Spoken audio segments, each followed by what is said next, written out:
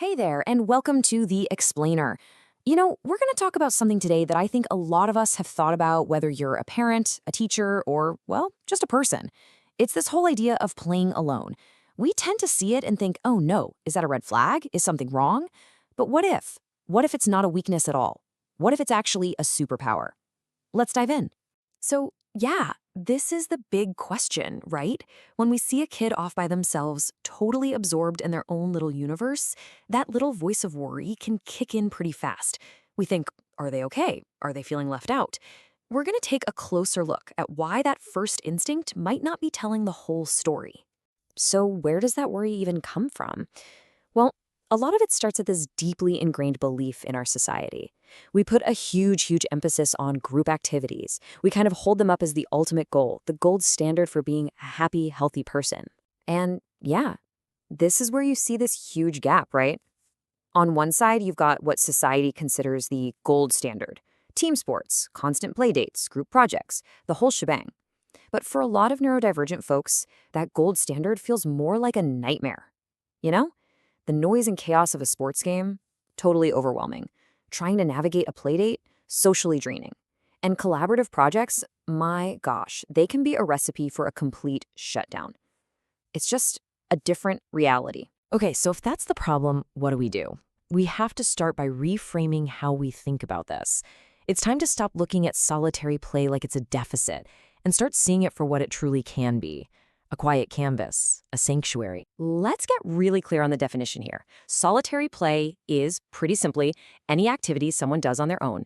But here's the absolute key. It's self-directed. They're the one in the driver's seat. They control the pace, the rules, everything. And it's all powered by their own curiosity. So when you really break it down, a few things jump out. First, there's independence. You call all the shots. Then there's self-direction. No one's telling you what to do. The focus is completely internal on how the activity feels to you. And, while other people might be in the same room, there's no pressure for direct social interaction. This, right here, this is the heart of it. For so many people, playing alone isn't a bug, it's a feature. It's a protected space where they can regulate, explore, and figure out who they are, completely free from the pressure of having to perform for others. And this is where things get really cool. Because when we start to see it this way, we can see that solitary play has these incredible benefits. And they're not just coping skills. They are genuine superpowers. Okay, superpower number one, regulation. I mean, think about it. The world is just a constant fire hose of stimulation: loud noises, bright lights, confusing social signals. Solitary play is like a much-needed escape hatch. It's a way to turn down the volume on all of that and just find a little bit of peace.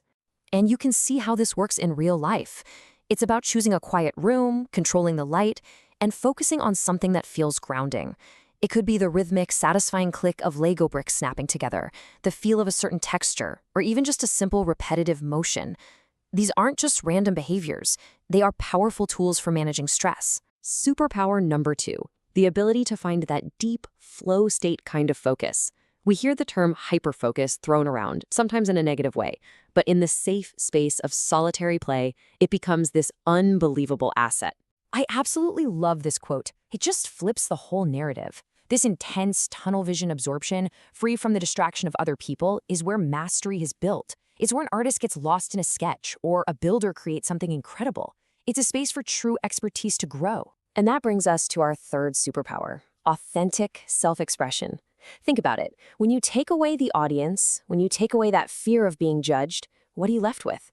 You're left with a space for pure, unfiltered creativity. This is literally where a strong sense of self is forged. A person can create these huge, complex, imaginary worlds without ever having to justify them to somebody else. They can pursue those wonderfully weird niche interests that make them who they are simply because it brings them joy. No approval needed. Now, this leads us to a really important point, and probably the biggest myth we need to bust. And that's the idea that choosing to be alone is somehow antisocial, that it means you're rejecting people. Look at the difference between how it's seen and what's actually happening. The misconception is that it's about being lonely or pushing people away. But the reality, especially for many neurodivergent people, is that social interaction uses up a ton of energy. Solitary time isn't about avoiding people. It's about recharging the battery. And here's the beautiful paradox of it all. This time alone doesn't actually create distance. It's what makes connection possible. By taking that time to recharge your batteries, you can show up to the next social thing feeling present and engaged instead of drained and overwhelmed. It actually makes social time better. So, what's the takeaway here? How do we use this? It means we have to become champions for individual paths. We need to start creating spaces that value all the different ways people engage with the world, not just the loudest, most social ones. And really, this can be pretty simple stuff. If you're a parent, maybe it's setting up a quiet corner in your home and, crucially, respecting that time, letting your kid get totally lost in what they're doing. If you're a teacher, it's about seeing independent work not as a lesser option, but as a space where some of your students will do their absolute best thinking.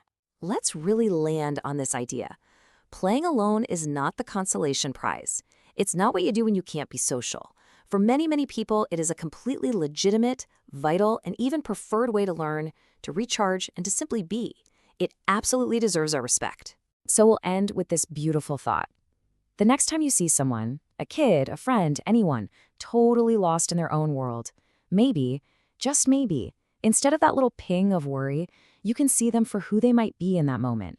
An artist at work, someone painting their most vibrant, authentic self on their own quiet canvas.